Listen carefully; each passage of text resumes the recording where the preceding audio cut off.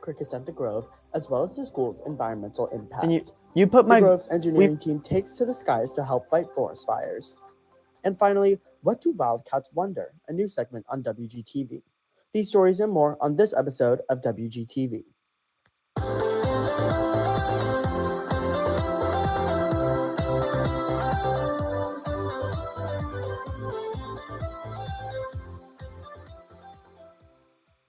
Good afternoon, Wildcats, and thank you for tuning in to this episode of WGTV.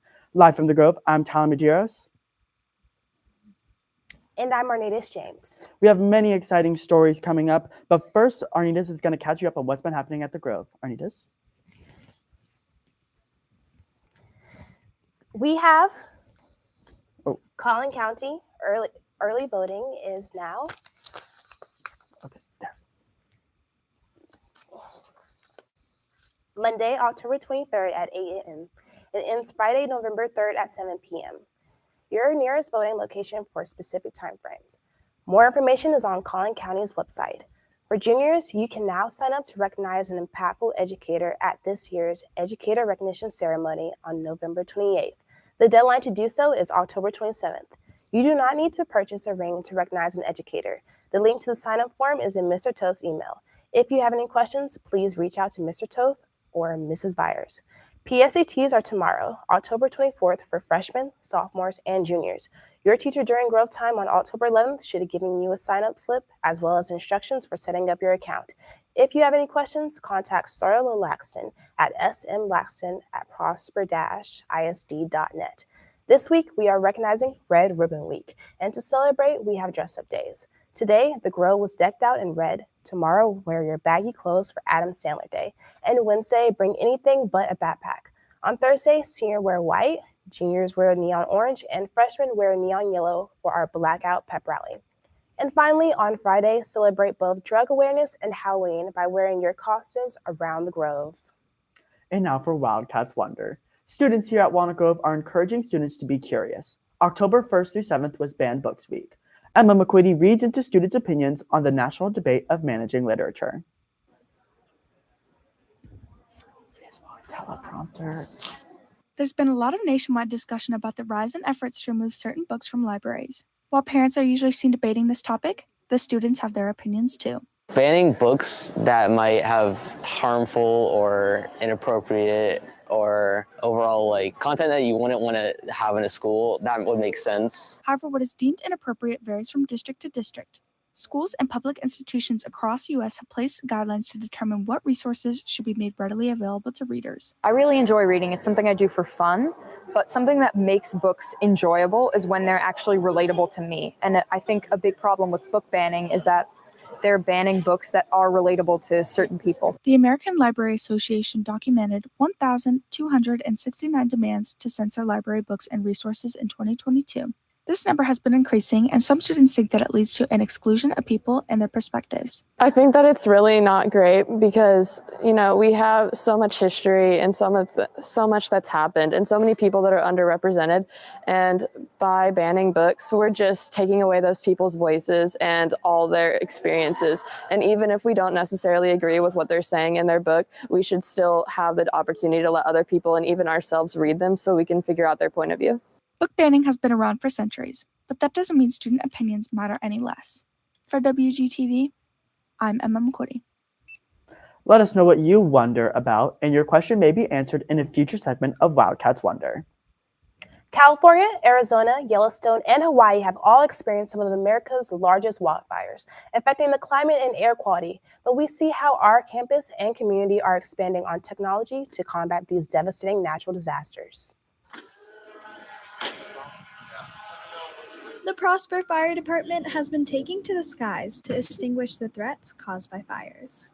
Drones have changed the way Prosper Fire has combated fires by allowing us to have some reconnaissance from an aerial perspective of, in particular, grass fires or wildland fires in the town of Prosper, by able to get aerial footage to give our boots on the grounds, our crews on the grounds, real-time information on where the fire is traveling. The fire department started using the drones over 6 years ago, and our campus's drone team has taken inspiration from them to pave the way for technological advances in saving lives from wildfires.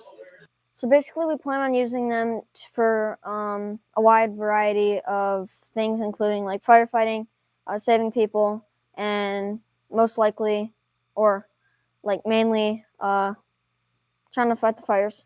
The drone team has expanded on the current capabilities of the technology and is finding ways to make the drones capable of actually helping in the dousing of fires, which would lead to greater help in the future of firefighting. I believe that we here can have an impact in the future, especially with firefighting, because currently the firefighting force has humans inside of forest fires and that type of stuff. However, if we use autonomous drones in order to deliver fire safety systems, especially like fire retardants, then that can lead to safety, and it wouldn't allow for humans to get hurt, or it would decrease the chance of them getting hurt. The team has been working hard to create a drone that can help in the future of the fire department's wildfire rescues. For WGTV, I'm Sharka Call. The drones being built by our team will be put to the test later this year during the 2023 Advanced Vertical Robotic Competition in November. Moving back indoors, something you may have been wondering recently is why are there so many crickets around the school? A quick warning, this story contains videos of small critters, especially crickets. If that grosses you out, then feel free to look away. Walnut Grove is the home of the Wildcats. However, Wally hasn't been the only animal roaming the hallways recently. We've seen birds and lots of crickets seemingly taking over the grove. In growing towns such as Prosper, insects and small animals trying to reach their once habitat is not uncommon. Whenever something is built, we have to clear the land, and it's not land that wasn't used by any living things. There are living things that utilize that land as their habitat. So when we clear the land to build a school, to build houses, to build anything, those organisms, those living things that used to be in that land now have to find some place to go. The smaller animals like field mice or crickets in this matter, they're going to want to come inside because they haven't yet figured out hey, I need to go away before I get squashed. The rapid growth of Prosper, in tandem with the increase in crickets, raises the question of how do we balance Prosper's need for development, but also the need for protecting animal habitat. It's very beneficial to us to have good schools where our kids can learn and have great opportunities, such as this one. But then it does create a negative impact in some environments. Those type of animals, they can adapt pretty quickly. And it's not like we're at any loss of land in the state of Texas. There are plenty of places where they go. We've been building and bulldozing for years and years and years. It'd be different if we built a school in the middle of the Amazon rainforest, because the Amazon rainforest provides the majority of our planet with the oxygen that we breathe. So if we're cutting down trees to build mega $1 million schools and other things, yeah, that's going to be a big problem. But the patch of land that we're using to build Walnut Grove, it does have an impact, but in the grand scheme of things, it's not that big of an impact. At the end of the day, no matter how big the school is, no matter how expanded Prosper becomes, both construction and animals are here to stay. No matter how the crickets got here, I think it's interesting. I think it's funny to see all of the crickets all around this grove. Moving on, we've had some big wins in the past couple of weeks. Olivia Cook is in studio to give you a recap on our Wildcat sports. Thank you, Tyler. Kicking off with football, our boys traveled out to Lubbock to face off against Cathedral El Paso. The Wildcats dominated the Fighting Irish with a big 61-7 win. Quarterback Braden Butler completed 19 passes out of 26 attempts and threw for 179 yards and 5 touchdowns. Running back Cameron Newton led the rushing game with 9 carries for 111 yards and 3 touchdowns. Moving to volleyball. On October 13th, our Wildcats faced off against Independence and won 3-1. Last Tuesday, they achieved another 3-1 victory over Heritage. The team also tried the hardest against Liberty, but unfortunately, they were not able to come out with the win, with the final score being 0-3.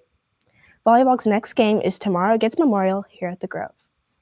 That's all for your sports recap. I'm Olivia Cook for WGTV. Back to you, Artemis and Tyler.